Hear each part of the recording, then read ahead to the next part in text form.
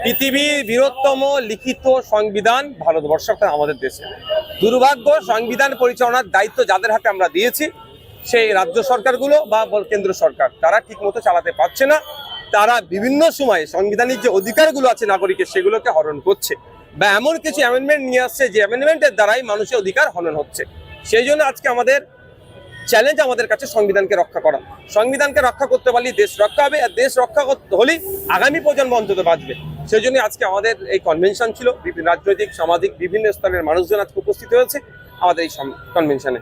পরপর দুজন প্রধানমন্ত্রী এবং স্বরাষ্ট্রমন্ত্রী রাজ্যে আসলেন এবং রাজ্য সরকার এবং কেন্দ্র সরকার দুজনের মধ্যে কাদা ছড়াছড়ি করলেন, কিন্তু উন্নতির কোনো প্রকল্প কোনো কথা তারা বললেন। তারা তো এটা চাইছে, এই বাইনারি তৈরি করবে। তারা যে সম্পূর্ণরূপে কি রাজ্য সরকার কি কেন্দ্র সরকার ব্যর্থ হয়েছে মানুষকে তার নাগরিক পরিষেবা দিতে, এই ব্যর্থতার দায় ঢাকার জন্য কি করতে হবে? এই ধরনের কাদা ছড়াছড়ি করতে হবে। আর মানুষ দেখবেন এখন এমন জায়গায় আমাদেরকে পৌঁছে দিয়েছে এই মিডিয়ার একটা অংশ, এগুলো আমাদের কাছে রোমাঞ্চক হয়। কিন্তু আমাদের প্রশ্ন করতে হবে যে মোদিজি আসলেন আলিপুরদুয়ারে, কেন ওখানে একটা এইমস এর ঘোষণা করলেন না? কেন সেন্ট্রাল ইউনিভার্সিটির কথা বললেন না? কেন হেলথ ফ্যাসিলিটির কথা বললেন না? কেন চা বাগান সেন্ট্রাল অ্যাক্ট, কিন্তু টি অ্যাক্ট হচ্ছে সেন্ট্রালের কন্ট্রোলে, টি অ্যাক্ট অনুযায়ী কেন ওখানে টি গার্ডেনের ওয়ার্কার্সরা পাচ্ছে না? কেন ওদের মিনিমাম ওয়েজেসটা ঠিক হচ্ছে না? এই নিয়ে চর্চা হলো না। আর মুখ্যমন্ত্রী তার প্রধানমন্ত্রীর ফ্যামিলি সিঁদুর হ্যান্ড নিয়ে এইসব গল্পতেই ব্যস্ত হয়ে গেল। রোমাঞ্চক নিয়ে আমরা ব্যস্ত হয়েছি, কিন্তু প্রকৃত অর্থে আমাদের হওয়া দরকার। কেন প্রতিটা জেলায় একটা করে পিজি আরজি করার মতো বড় হসপিটাল পাচ্ছে না? এই নিয়ে চর্চা হচ্ছে না। কেন আজকে স্কুলের সরকারি স্কুলগুলো বন্ধ হতে চলেছে? তা নিয়ে কোনো চর্চা হচ্ছে না। আমরা মানুষের নাগরিক অধিকার নিয়ে সোচ্চার হচ্ছে। অমিত শাহ বলছে অবৈধ অনুপ্রবেশকারী ঢুকছে এখানে। তাহলে অমিত শাহকে তো প্রথম জবাব দিতে হবে। অবৈধভাবে কোনো মানুষ যদি আমাদের ভারতবর্ষে ঢুকে, তার জন্য প্রথম দায়ভার থাকবে স্বরাষ্ট্র দপ্তরের সেন্ট্রাল, কারণ তাদের আন্ডারে আছে, ওখানে কাউকে ঢুকতে দেওয়া যাবে না। তারা ব্যর্থ, এ দায়ভার তাকে নিতে বলুন। আজকে যে কনভেনশন হলো দেখি 26-এর প্রস্তুতি, 26-এর প্রস্তুতি অনেক সময় আছে, মানে হবে আগামীতে। এখন এটা পলিটিক্যালি ওরকম ভাবে নেবেন না। তবে হ্যাঁ, তখন প্রতিটা প্রোগ্রামই আমরা রাজনীতির সাথে যেহেতু যুক্ত, আগামী পদক্ষেপের জন্য 26-এ বিশাল একটা আয়োজন হবে আপনাদের বলে রাখি। তাতে লেফট ফ্রন্ট এবং কংগ্রেসকে আশা করছি থাকবে। যত ছোট বড় রাজনৈতিক দল আছে, সামাজিক দল আছে, সামাজিক সংগঠন আছে, তাদেরকে ঐক্যবদ্ধ করে বিজেপি তৃণমূলের বিরুদ্ধে লড়াই হবে। অমিত শাহ বাংলায় এসে বলছেন নরেন্দ্র মোদী অপারেশন সিঁদুর করে এসেছে। নরেন্দ্র মোদী গিয়ে জেট ফ্লাইট উড়ালো, ফাইটার জেট উড়িয়ে আছে, উড়িয়ে ওখানে গেল, পাকিস্তানে গিয়ে ওদের জঙ্গি সব ঘাঁটিগুলো উড়িয়ে দিয়ে আসলো।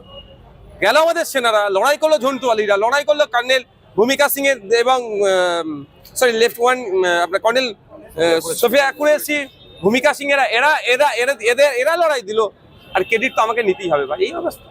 আর দাদা, দেখা যাচ্ছে বিজেপির বিভিন্ন সাংসদ থেকে শুরু করে বিধায়করা একেবারে আবার হিন্দু মুসলমান পলিরাইজেশনে নেমেছে এবং তারা বারংবার এটা চেষ্টা করার বোঝাতে চাইছে যে মুসলিম মানেই খারাপ, মুসলিম মানেই জঙ্গি। দেখো, বিজেপির কাছে কোনো কি অস্ত্র আছে যে এটার ভিত্তিতে বলবে ভোটটা আমাকে দাও? শুধু মুসলমানদের বিরুদ্ধে হিন্দু ভাইদের খেপিয়ে তোলা, মানুষে বিভেদ তৈরি করা, এটা ছাড়া কোনো অস্ত্র নাই, কোনো এদের নাই। যেটা কটা প্রতিশ্রুতি ছিল সবটাই ব্যর্থ হয়েছিল। বলেছিল 15 লক্ষ টাকা ফেরত নিয়ে, কালো টাকা ফেরত নিয়ে এসে 15 লক্ষ টাকা অ্যাকাউন্টে দেবো। টাকা ফেরত নিয়ে আসা দূরের কথা, বেশি টাকা আবার বিদেশে গিয়েছে, কালো চলে গিয়েছে। বলেছিল $1 সমান $1 হবে। যখন 2014 ছিল তখন 1 টাকা, 54 টাকা দিলে আমরা $1 পেতাম। আজকে 2025 আমরা আজকে 85 টাকা দিলে $1 পাচ্ছি। এটা ব্যর্থ হয়েছে। 2 কোটি চাকরি দেওয়ার কথা বলেছিল, এখন চাকরি থেকে ছাঁটাই হচ্ছে। বিজেপি যে কটা প্রতিশ্রুতি দিয়েছিল সবটা ব্যর্থ হয়েছে। ব্যর্থতার দায় থাকতে গেলে হিন্দু মুসলমান করো, মানুষে বিভেদ করো। এবার মানুষ কোনটা নেবে দেখা যাক। আমাদের দেশের ক্ষুধার সূচকে 127টি দেশের মধ্যে আমরা 105 নম্বরে আছি, ভাবতে পারছেন? এই আর অপুষ্টিতে ভোগা শিশুর সংখ্যাতে আমরা পৃথিবীর 3 নম্বরে আছি, আফ্রিকার 2টো দেশের পরে।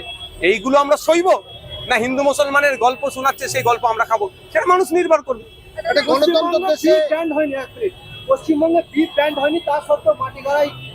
এটা তৃণমূলের নেতাগুলোকে ধরে তাদেরকে জিজ্ঞাসা করুন, এই সকল মোল্লাকে জিজ্ঞাসা করুন, মমতা ব্যানার্জির দলের যারা হই করে, যারা বলে বিজেপি চলে আসবে, বিজেপিকে আট করে, তাদেরকে জিজ্ঞাসা করুন এটা পশ্চিমবাংলা না এটা উত্তরপ্রদেশ। তাদেরকে জিজ্ঞাসা করুন তো তারা কি ব্যবস্থা গ্রহণ করলো। এখানে কোনো ধরনের, আজকে বলছিলেন মোহাম্মদ সেলিম সাহেব, আজকে মাংস পশ্চিমবাংলা বন্ধ নয়, আজকে আক্রমণ করছে। কদিন আগে দিল্লিতে দেখেছিলেন মাছ বিক্রি করা যাবে না বলে বাঙালি পট্টিতে গিয়ে হামলা চালাচ্ছিল। তো এটা চলবে। এটার উত্তর তো আমি কেন দেবো? দিতে হবে শাসক দলকে। যে আপনি 2021 সালে বলেছিলেন বিজেপিকে আটকাবো, মুসলমানদের ভোটটা নিয়েছেন। আজকে মুসলমানরা যে বিফটা খায় বেশি সব থেকে, সেকেন্ডে হিন্দু ধর্মের মানুষ আছে, অন্যান্য ধর্মের মানুষরা বিফ খায়, সব জায়গার নয়। তো এটা তো দায়ভার রাজ্য সরকারকে নিতে হবে। কি ব্যবস্থা গ্রহণ করেছেন? কিছুই নাইনি। আরে বন্ধ হবে না, আপনাদের বলি, যত ভোট আসবে এই ধরনের ঘটনা ঘটবে, যাতে মুসলমানদের ভয় পাবে, আবার তৃণমূলের কোলে উঠে। গণতন্ত্রের দেশে যে সরকার চলছে সেই সরকার এক সম্প্রদায়ের উপরে বিভিন্ন রকম আঘাত করে তাদের রাজনৈতিক রুটি শেখার চেষ্টা করছে, কি বলবেন? এটা তো চলছে। এইটাকে আটকাতে গেলে রাজনৈতিক ভাবে আটকাতে হবে। আপনি এটাকে ধর্মীয় ভাবে আটকাতে গেলেই দাঙ্গা হবে। আর এটা চাইছে ধর্মীয় ভাবে আটকাক। আমাদেরকে ওই জন্যই রাজনৈতিক ক্ষমতা অর্জন করার কথা বারবার আমাদের দলের প্রতিষ্ঠাতা ফিরহাদ আব্বাস সিদ্দিকী বলছেন, রাজনৈতিক ক্ষমতা অর্জন করো, এবং শুধু ক্ষমতা অর্জন নয়, কাউকে তুমি নেতা বানাও না, আগে তুমি নেতা হও। তো বারবার বলছি তো। ভাইজান, রেড রোডে ঈদের নামাজ পড়ার ইতিহাস অনেক পুরনো। গত বছরও দেখলাম হাইকোর্টের হস্তক্ষেপে সেখানে নামাজ হলো। এবারও একটা বাধা সৃষ্টি করার চেষ্টা হচ্ছিল, সেখানে আর্মি অফিসার পারমিশন দিচ্ছিলেন না, অবশেষে পারমিশন দিচ্ছেন। এটা কি মনে হচ্ছে যে মুসলিমদের এখানেও হস্তক্ষেপ হবে? বা এর মধ্যে বড় ষড়যন্ত্র আছে। আমি বললে বা ব্যাংকায়, না বললে মার খায়। বুঝতে পারছেন না? হেডলাইন পরের দিন পেপারে কি হলো?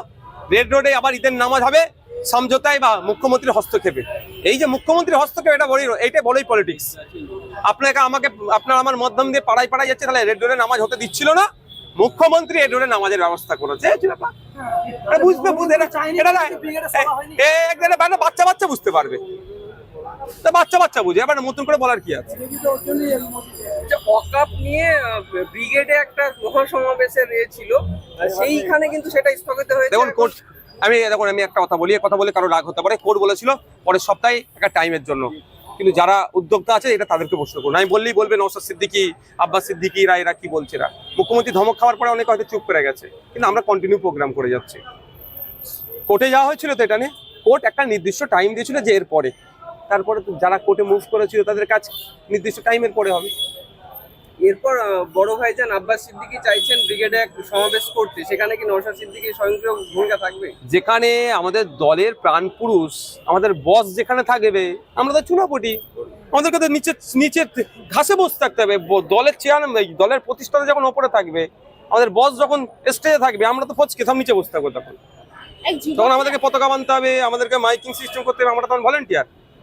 ফুরফুরা শরীফের এই অনেক যিনি ছিল, এই যে ব্রিগেডের সভা হবে, সেই উদ্যোক্তার মধ্যে ছিল। তাহলে যদি আব্বাস সিদ্দিকী তিনি যদি ব্রিগেডের সভা করেন এই ওয়াকআপ বিলের বিরুদ্ধে, তাহলে কি ফুরফুরার যে ভাইরা ছিল তারা থাকবে?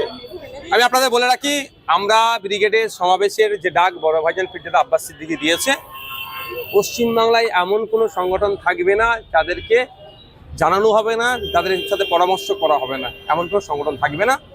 সমস্ত মানুষজনকে অ্যাওয়ার করে, তাদের মতামত নিয়ে তাদের সাথে আলোচনা করেই হবে, এবং সেখানে ভিন্ন জাতের, ভিন্ন ধর্মের, ভিন্ন মানুষের উপস্থিত থাকে। 26 এপ্রিলে যারা ব্রিগেড ডেকেছিল তারা বলেছিল যে ব্রিগেডেই সভা হবে, ভাড়া ফেরত দেবেন না। তারা কিন্তু এখনো পর্যন্ত সেই সভা করতে পারলো না। গ্রামে গ্রামে মানুষ বলছেন যে কিছু মানুষ এই মুসলিম নিয়ে এবং ওয়াকআপ নিয়ে গলা জলে মাছ ধরে তারা রাজনৈতিক নেতা হতে চাচ্ছিল। কি বলবেন? এ বিষয়ে আমার কোনো মন্তব্য আমি করবো না। গ্রামের মানুষ যেটা ভালো বুঝছে সেটা বলছে।